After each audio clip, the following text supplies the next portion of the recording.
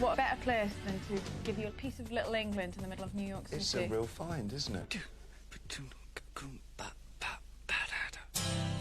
In celebration of the music of David Bowie, rock's alternative aristocracy paid tribute to his 30 years of ideas and makeup at Madison Square Gardens in New York.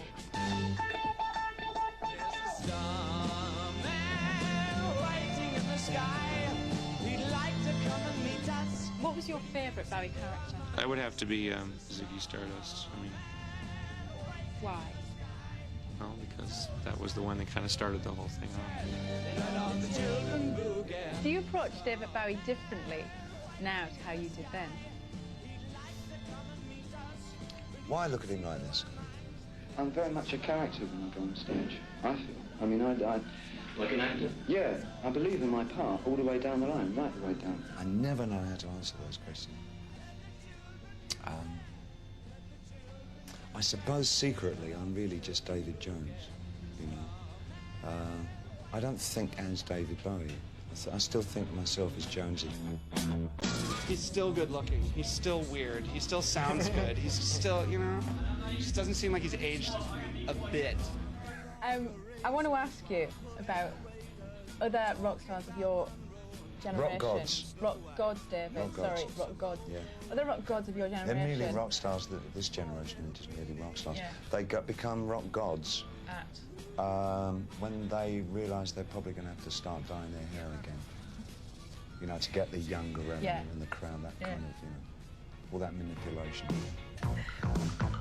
These are the rock gods. Yeah. Tend to go for the big bucks, do all the old stuff and do I go for the tour. big bucks as long as I don't have to do what I don't want to do for them. I like big bucks. In 30 years, Bowie has continued to explore music and has helped and produced artists as varied as Luther Vandross to Iggy Pop. But Bowie's new interest are Placebo, one band that can bring any boy to their knees.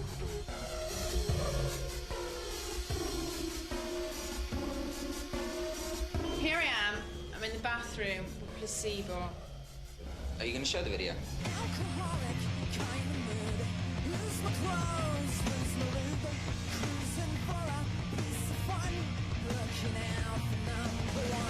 This is on the eve of the concert with David Bowie on his 50th birthday concert in Madison Square Gardens.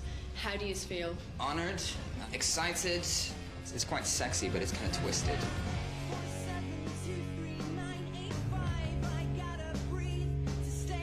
Why do you think he relates to your music so much?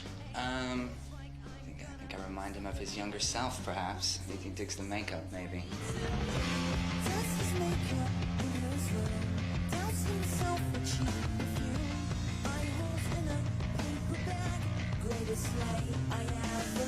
What is Enterboy like? I don't think I can explain it because it won't get shown on telly. If I do, Just tone it down a bit, it'll be fine. it's kind of about being off your head and feeling frisky.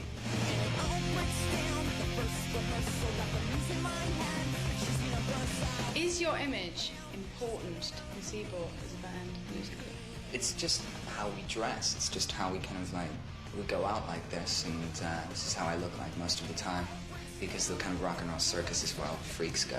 It's given me the freedom to sort of like, to look like how I want to look and not get beat up for it. That's nice.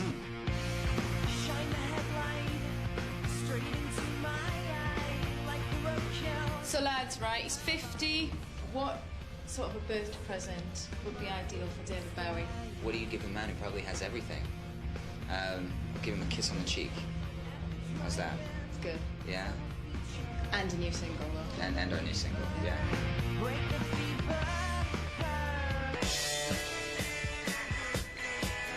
From rebel to fame, Bowie has capitalised on his talent for spotting the commercial, but it's his passion to feast on the alternative, to keep reinventing and experimenting, that has brought him to the point of hero worship.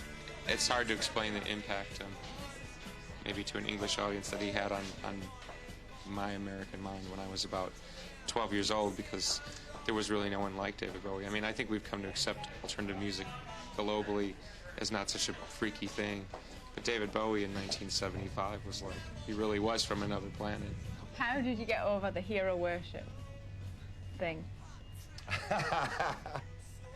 They're all such cool people that I didn't get that vibe at all. I mean, they were just great people. They're friendly and cooperative, and the rehearsals went so smoothly. I just felt everybody was happy to be there, and that was, you know, they're nice, they were great. So if there was any of that, I wasn't on the other end of it, which is as well, because I don't need a bigger head than I've already got, do I, British public? I sort of like the David Bowie who wears the nice suit and sings Modern Love. The image Yes. was, we saw a lot of the Ziggy images yesterday on the big screen. You saw one. You were very gorgeous at that time. No, you weren't.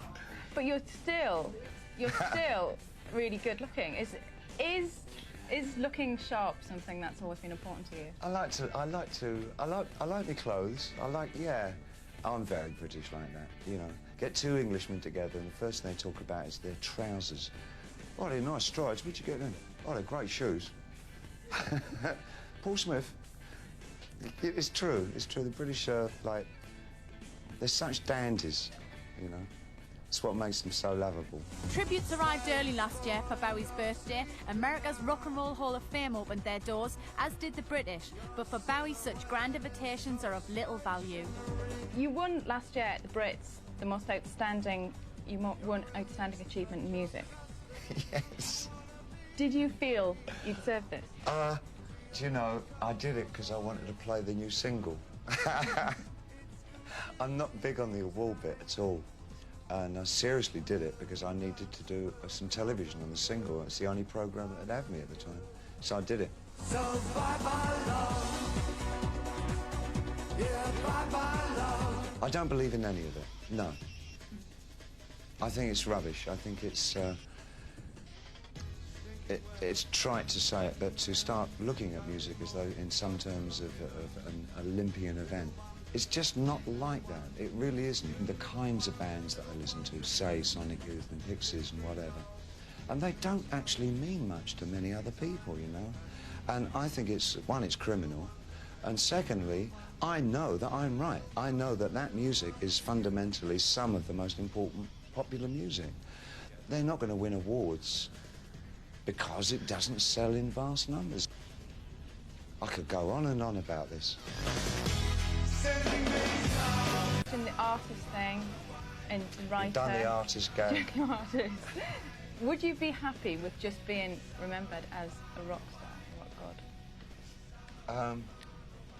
Two things strike me about that. One, I'd be happy to be remembered. And secondly, by anybody. That's a bonus. I must sound very complacent, but frankly, it doesn't bother me. I'm very glad that I've got this life, and it's a gift, and for that I'm thankful enough, frankly.